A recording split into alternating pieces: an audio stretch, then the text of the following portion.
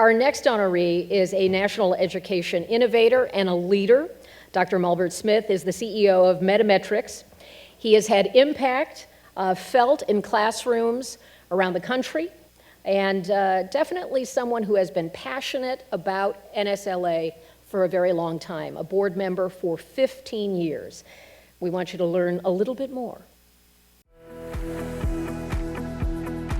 I've been CEO of NSLA for 4 years, and one of the greatest gifts I've received coming to this position was having Malbert Smith serve on our national board of directors. He is an innovative entrepreneur and really a game changer in the education space, and has been a really strong supporter of the work more broadly from a policy standpoint and a systematic standpoint that we've been able to do at NSLA. I started Metametrics in 1984 really to address the need for students to be connected to test scores and for test scores to become more actionable. We created the Lexall framework for reading, and it's a way of connecting test scores to instructional material, thereby providing personalized instruction. We're just incredibly grateful for Malbert and proud of all of his accomplishments as an individual and professional, and glad that he's a critical friend of NSLA. 2/3 of achieving gap can be explained by 12 contiguous summers where we turn off the educational spigot.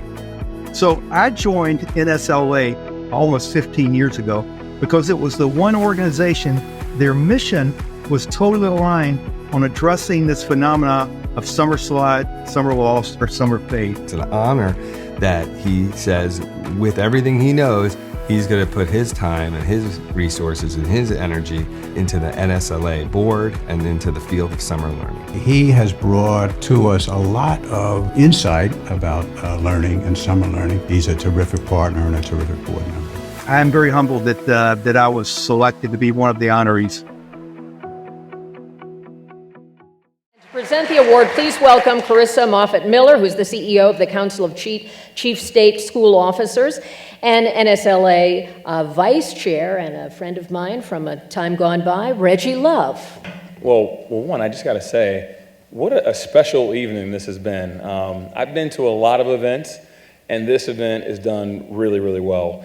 And the Dance Institute of Washington, that was phenomenal. They've got more talent than many people that I've seen who believe that they're talented. Those were phenomenal. So really happy to be here today to honor, Malbert, who not only is a leader and innovator, he's a friend and a mentor to me for over 20 plus years. Sorry, giving your age out there, sir. I met Malbert actually January 27th, 2001.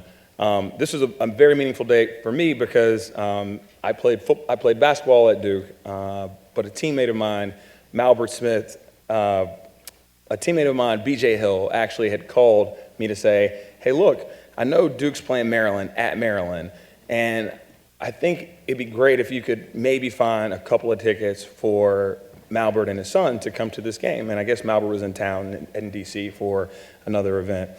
And I said to BJ, I said, well, I'm a freshman and I'm a walk-on. It's like, and then, if Shane needs 10 tickets, I'm not going to get any. But all this happened, so it's probably one of the most historic games that Duke plays in that season, in which they go on to win a national championship. They're down 10 seconds. It's called the Miracle Minute. They're down 10 points in 60 seconds. It's called the Miracle Minute. Somehow, Jason Williams scores 8 points. Shane Battier gets a block. Drew Nicholas has 2 turnovers. And Duke somehow comes out and wins the game. And that's worth it. And at the end of the game, I go and I say hello to Malbert. And the first thing he says to me is, I was never worried.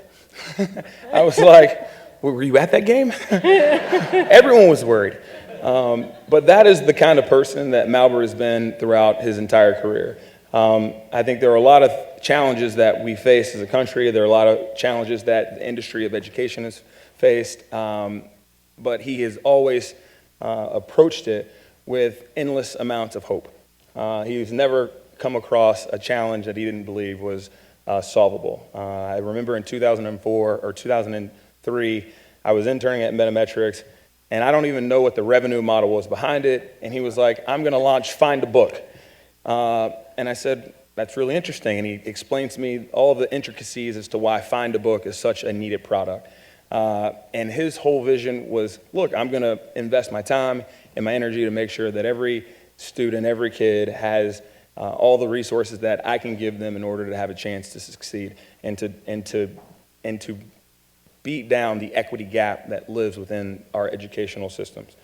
I think that's sort of the mission of Metametrics. It's been, promoting equality, having optimism and believing that you can achieve anything, and being creative and innovative to solve these problems. And so as we are here tonight, and I want to make sure we're all inspired to fight these fights, Aaron mentioned that we're here tonight in the National Museum of African American History and Culture.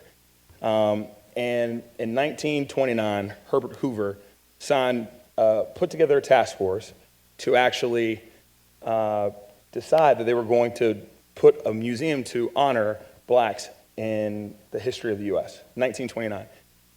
You fast forward to when this building opened, which was 2016 of September. That's a really long fight, a really, really long fight. And I think if you've got hope and you've got the vision and you've got persistence, those are the things that help us solve the problems, and that's why I believe that Malbert has been able to have as much of an impact, because he's always had a lot of hope, and hopefully we can move that forward when we think about all the challenges we're trying to solve in this space. So, thank you.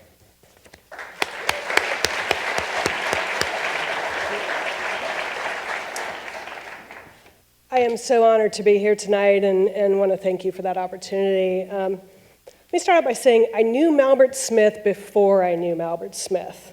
Well, sort of. I knew and had experienced firsthand his impact on the education system and for students. I don't think I've ever told you this story, actually. You see, my oldest was entering second grade, where we had to demonstrate that she had the abilities to enter this special program that she was in. We had given them test scores and other measures that would have been understandable to this district, but they didn't use those. But then I remembered the Lexile scores that we had for her. And I remember a conversation about that universal measure of reading ability and how important it was for the decision that impacted my daughter's life. For this reason and so many more, I am honored to be here tonight to help recognize and celebrate Malbert Smith for his years of service and dedication across this country for so many students. I actually got to meet then Malbert in real life when I joined CCSSO in 2013. I came to better understand the work of Metametrics and Malbert's unwavering passion for Summer Slide. How many times have we heard Malbert talk about Summer Slide? He is passionate about that. Through a partnership with CCSSO, every year, Malbert and his team would host a webinar to make sure that every state leader knew about the free services. I want to say that again, free services that Metametrics offers each summer to states. Malbert was also the person that introduced us to NSLA early in the days of the pandemic, where we forged this powerful partnership and have been able to grow summer learning programs across states. Malbert's a colleague, a researcher, and one of the few people in this world that can make statistics interesting. He's a connector and a storyteller. How many of you have heard a story from Malbert, right? He tells incredible stories, and he hasn't met anyone that isn't going to be a friend that he will tell a story to later. He's an impassioned leader. He's a friend and a mentor, and he is giving. In fact, last year, our organization decided to launch a new endowment fund. In addition to supporting state education leaders, for 70 years, we have supported the National Teacher of the Year program, and Malbert has always been a long-term supporter of that. He was the first person I called to get that off the ground. Instead of brainstorming, like a lot of people do, like here's what you should do, he jumped right into action. He said, I'm going to join your endowment committee. He gave me a list of 10 people I should call, and he became our very first donor. I shouldn't have been surprised. This is just who Malbert is. He gives of his time, his resources, and talent. I'm proud to know Malbert and to be able to work with him. He has always invested in the next generation. I am certain so many of you in this room could list the innumerable ways that Malbert Smith's visionary work and incredible generosity has impacted students across this country. Malbert, we know that the world will be a better place because of the many contributions that you've made. And I'll make a special thank you from my then 7-year-old daughter to now law school student in Colorado to thank you for your service. Your legacy lives on in so many people. And now, we would like to present the Summer Learning Legacy Award to Malbert Smith.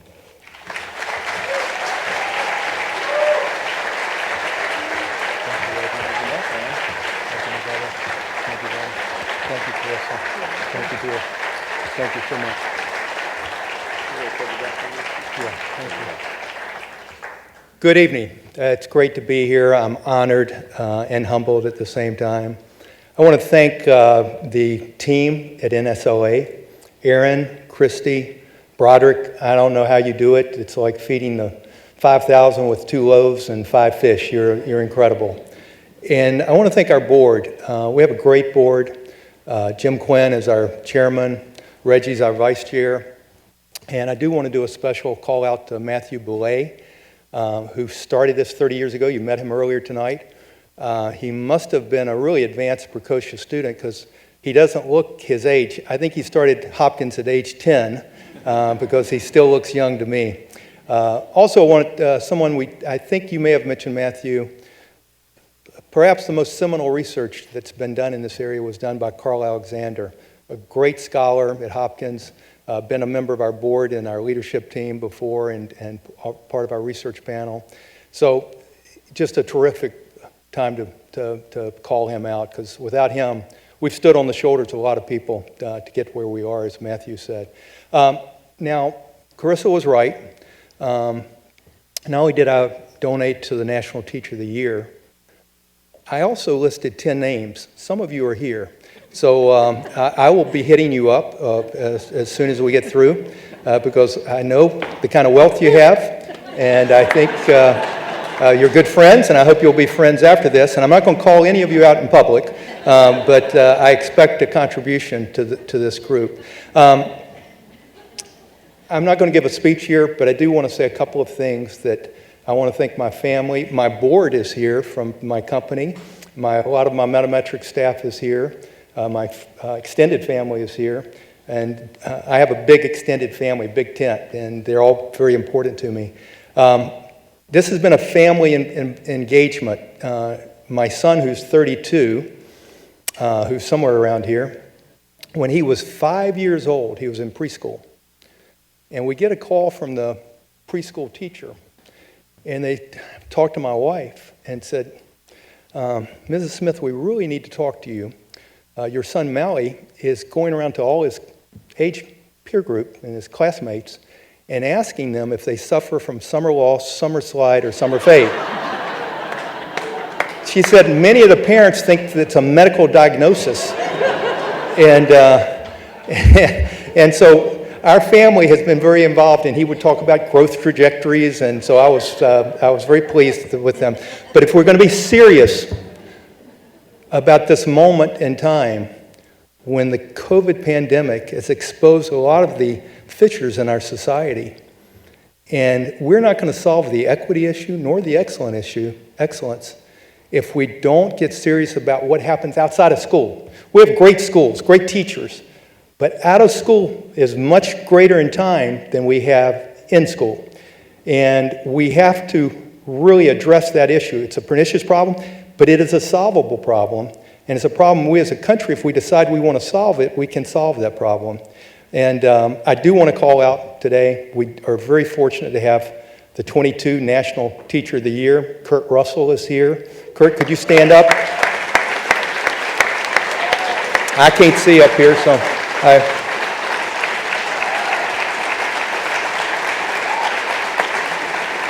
the Virginia 21 State Teacher of the Year. Kurt, thank you for standing up.